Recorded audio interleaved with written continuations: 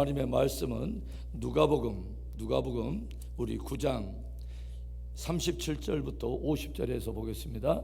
이튿날 산에서 내려오시니 큰 무리가 맞을새에 무리 중에 한 사람이 소리질러 이르되 선생님, 청컨대 내 아들을 돌보아 주옵소서. 이는 내 외아들이니이다.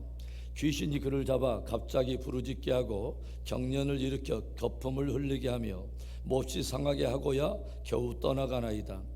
당신의 제자들에게 내쫓아 주기를 구하였으나 그들이 능히 못하더이다. 예수께서 대답하여 이르시되 믿음이 없고 패역한 세대여, 내가 얼마나 너희와 함께 있으며 너희에게 참으리요. 내 아들을 이리로 데리고 오라 하시니 올 때에 귀신이 그를 거꾸로 뜨리고 심한 경련을 일으키게 하는지라. 예수께서 더러운 귀신을 꾸짖으시고 아이를 낳게 하사 그 아버지에게 도로 주시니 사람들이 다 하나님의 위엄에 놀라니라. 그들이 다 그 행하시는 모든 일을 놀랍게 여길새 예수께서 제자들에게 이르시되 이 말을 너희 귀에 담아두라. 인자가 장차 사람들의 손에 넘겨지리라 하시되 그들이 이 말씀을 알지 못하니 이는 그들로 깨닫지 못하게 숨긴 바 되었습니다. 또 그들은 이 말씀을 묻기도 두려워하더라. 제자 중에서 누가 크냐 하는 변론이 일어나니 예수께서 그 마음에 변론하는 것을 아시고 어린아이 하나를 데려다가 자기 곁에 세우시고 그들에게 이르시되 누구든지 내 이름으로 이런 어린아이를 영접하면 곧 나를 영접함이요 또 누구든지 나를 영접하면 곧 나를 보내신 이를 영접함이라. 너희 모든 사람 중에 가장 작은 그가 큰 자니라. 요한이 여짜오되 주여, 어떤 사람이 주의 이름으로 귀신을 내쫓는 것을 우리가 보고 우리와 함께 따르지 아니하므로 금하였나이다. 예수께서 이르시되 금하지 말라. 너희를 반대하지 않는 자는 너희를 위하는 자니라 하시니라. 오늘 말씀은 예수님께서 한 산에서 내려오신 이후에 일어난 하나의 사건을 우리 앞에 보여주고 있습니다. 그 산은 변화산을 말하는 것으로 예수님께서는 그 산에서 베드로와 야고보와 요한 앞에서 당신이 어떤 영광과 위엄을 가지고 계시는가를 확연하게 드러내어 보여주십니다. 그 산에서 일어난 일이 도대체 무엇이며 제자들이 보았던 장면은 무엇입니까? 호련히 예수님의 용모가 변하고 그 옷이 희게 빛이 나더니 온 이스라엘이 그렇게 존경하던 구약의 두 유명한 선지자였던 모세와 엘리야가 함께 나타나서 주님과 대화를 나눈 것입니다. 그뿐만이 아니었어요. 제자들이 그 신비한 장면으로 인해서 황홀경에 빠져 있을 때에 갑자기 구름이 와서 저들을 덮더니 구름 속에서 하늘의 음성이 들리는 것입니다. 구름 속에서 들었던 하나님의 음성이 무엇이었을까요?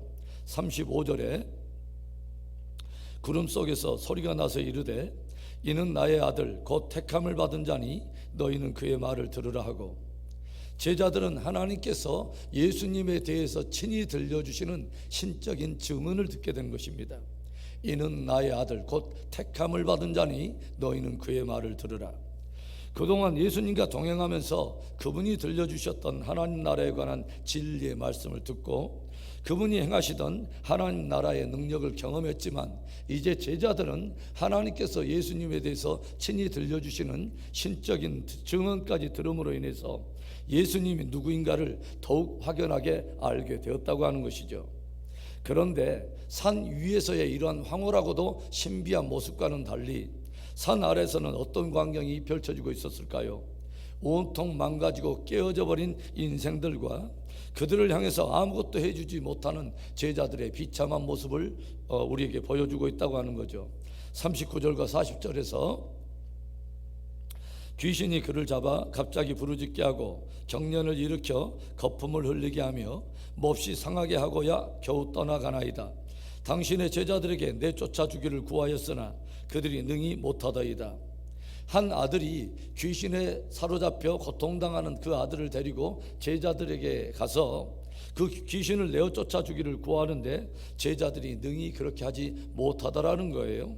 이때 주님이 한탄을 쏟아내시며 들려주셨던 말씀 41절에 예수께서 대답하여 이르시되 믿음이 없고 패역한 세대여, 내가 얼마나 너희와 함께 있으며 너희에게 참으리요. 내 아들을 이리로 데리고 오라 하시니, 주님은 눈앞에 펼쳐지는 광경을 보시며 믿음이 없고 패역한 세대라 한탄하십니다.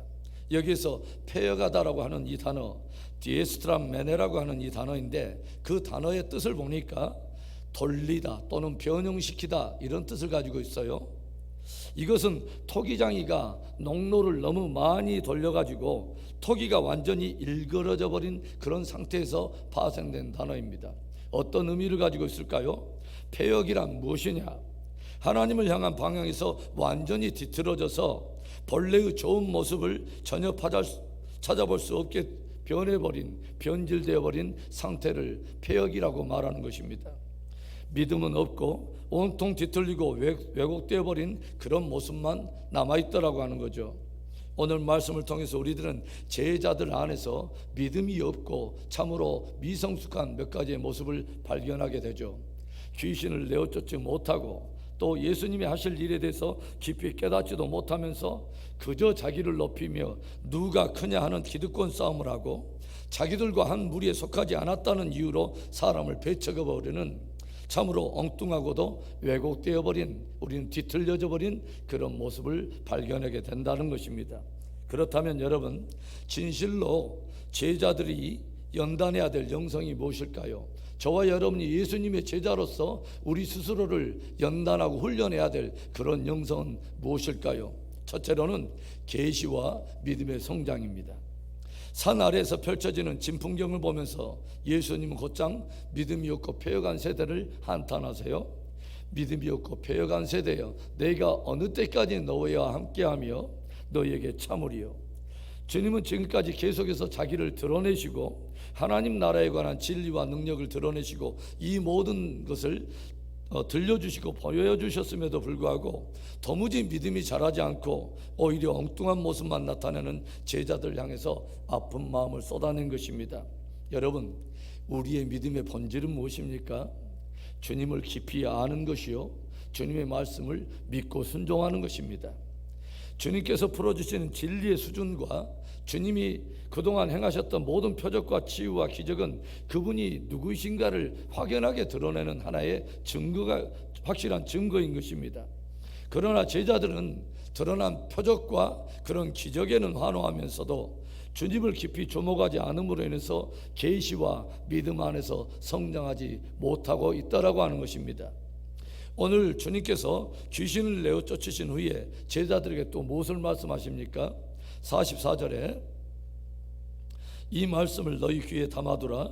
인자가 장차 사람들의 손에 넘겨지리라 하시되, 주님은 잠시 후에 당신이 사람들의 손에 의해서 고난에 넘겨질 것을 말씀하시고 이것을 너희 귀에 담아두라 라고 말씀을 하십니다. 이에 제자들의 반응이 어떠했을까요? 이어지는 45절에 그들이 이 말씀을 알지 못하니 이는 그들로 깨닫지 못하게 숨긴 바 되었습니다. 또 그들은 이 말씀을 묻기도 두려워하더라. 저들은 주님의 말씀을 이해하지 못했고 그 말씀을 깊이 주목하고 또 묵상하지 않음으로 인해서 그 말씀이 저들에게 숨긴 바 되어버렸다고 하는 것입니다. 여러분, 주님께서 우리에게 들려주셨던 그 모든 말씀들이 저와 여러분에게 숨겨진 말씀이 아니라 밝히 드러나는 계시의 말씀이 되고 그 계시에 근거하는 믿음이 우리 안에 있기를 바랍니다. 주님을 따르는 제자로서 말씀의 계시와 그에 근거한 믿음이 장성한 분량으로 자라가는 복된 저와 여러분의 신앙이 되기를 주님의 이름으로 축원합니다. 진실로 주를 따르는 제자들이 연단해야 될 영성이 있다면 무엇일까요? 저와 여러분이 주님을 따르는 제자로서 훈련해야 될 영성, 두 번째는 복음과 함께 고난을 받는 것입니다. 주님께서는 변화산에서 당신의 영광과 존귀와 위엄을 보이시고 또 귀신 들린 자에게서 귀신을 내어 쫓으시는 권능을 보이신 후에 제자들에게 말씀하셨어요. 인자가 장차 사람들의 손에 넘겨지리라. 당신이 가지신 그 영광과 그 위엄으로 곧장 하나님의 나라를 완성하신 것이 아니라 그 영광과는 전혀 어울리지 않는 모습으로, 그리고 전혀 사람들이 기대하지 않는 모습으로, 아니 사람들이 전혀 경험하고 싶지 않은 일을 통해서 그 복음을 완성하시겠다는 것입니다. 십자가의 고난과 죽음을 통해서 모든 인류가 믿어 영생을 얻는 그 복음을 완성하시겠다는 것이죠. 인자가 사람들의 손에 넘겨지리라. 의미심장한 이 주님의 말씀, 그러나 제자들은 이 말씀을 이해하지 못했습니다. 깨달을 수도 없었습니다. 그 말씀이 저들에게 숨긴 바 되었습니다. 감히 저들은 이 말씀에 대해서 두려워서 묻지도 못했다고 기록하고 있어요. 왜 이런 일들이 일어나게 될까요? 저들의 중심에 주님과 및 그분이 하시는 그 본질을, 사역의 본질을 놓치고 있었기 때문입니다. 이 말씀을 통해서 성경이 우리에게 도전하는 제자 영성이 무엇입니까? 복음과 함께 고난받는 영성입니다.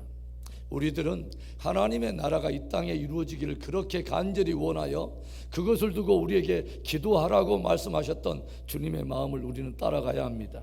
그리고 이 땅에 하나님의 나라가 이루어지기 위해서 복음과 함께 당하는 고난의 영성을 우리는 훈련해 가야 하는 것입니다.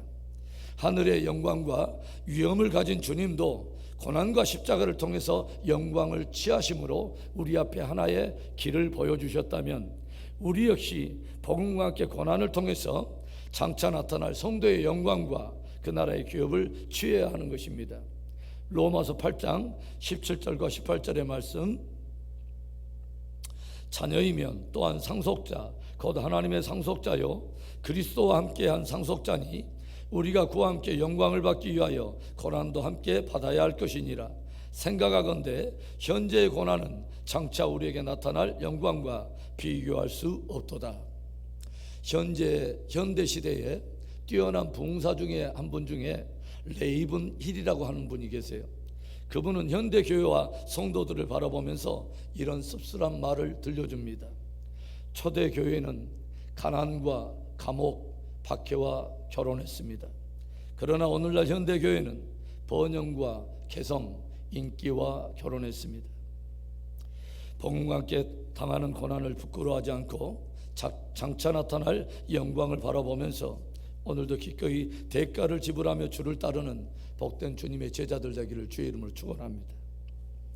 진실로 주를 따르는 제자들이 연단해야 될 영성이 무엇일까요? 우리들이 훈련해야 될 마지막 세 번째 영성, 마지막 세 번째로 자기를 부인하는 절대 겸손입니다.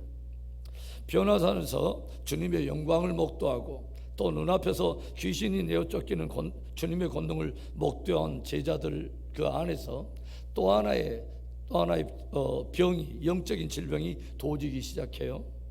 무엇입니까? 누가 크냐는 자기 과시병, 누가 제일이냐는 자기 도치병입니다. 이때 주님의 반응이 무엇입니까? 46절과 47절의 말씀,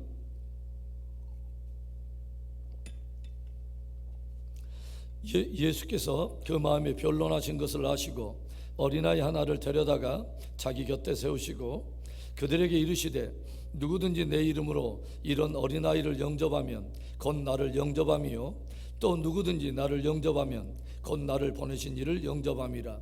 너희 모든 사람 중에 가장 작은 그가 큰 자니라. 틈만 나면 도지는 이 제자들의 엉뚱하고도 미성숙한 모습을 바라보던 주님께서는 어린아이 하나를 두고 자기 곁에 세우셨습니다.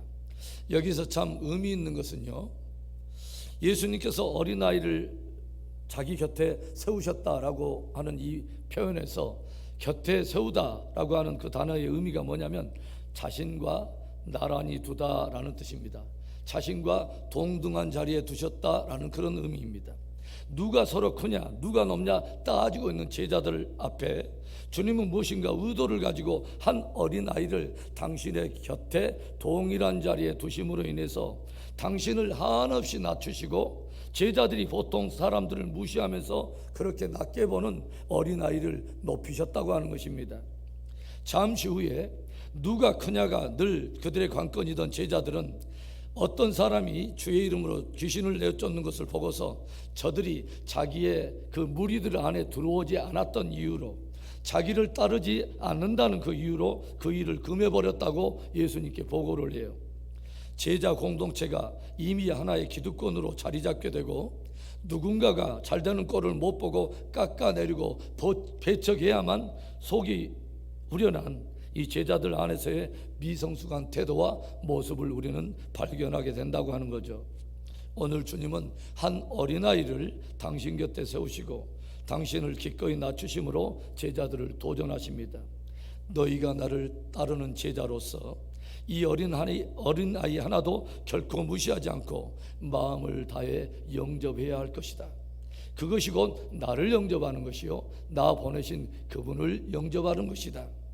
그리고 주님은 이 세상의 질서와 제도를 역행하는 주님 나라의 새로운 질서와 정신을 도전하세요. 너희 가운데 가장 작은 자가 가장 큰 자니라. 너희 가운데 진실로 자기를 낮춰서 섬기는 그가 가장 큰 자니라 라고 선언하십니다. 사랑하는 성도 여러분, 주님의 제자로서 말씀이 들려주신 계시 안에서 여러분의 믿음이 성장할 수 있기를 바랍니다. 그리고 복음과 함께 당하는 고난을 두려워하지 않고 기꺼이 제자의 대가를 지불하며 주를 따르는 참 제자 되기를 바랍니다. 그리고 진실로 자기를 부인하는 절대 겸손과 섬김의 영성이 우리 안에 자리하기를 바랍니다. 이 귀한 제자 영성이 우리 안에 훈련되고 빚어져서 진실로 주님이 쓰시기에 부족함이 없는 저와 여러분의 삶과 신앙 되기를 다시 한번 주님의 이름으로 축원합니다.